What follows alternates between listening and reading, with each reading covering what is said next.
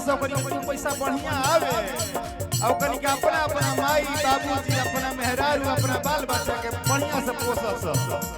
मेरे भाई thank you so much यार, तुम लोग आए हो दिल खुश हो गया।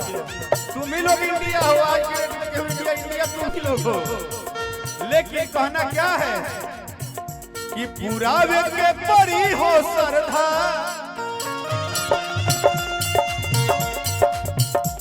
हरिया परी तुहरा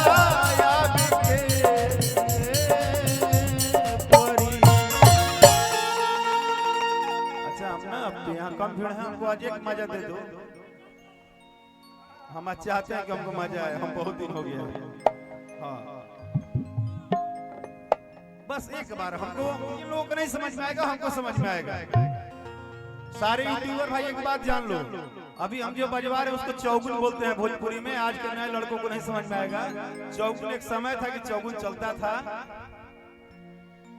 हमको मजा आता है वो बात सुनने में कि आवे के परी तुहरा आवे के परी,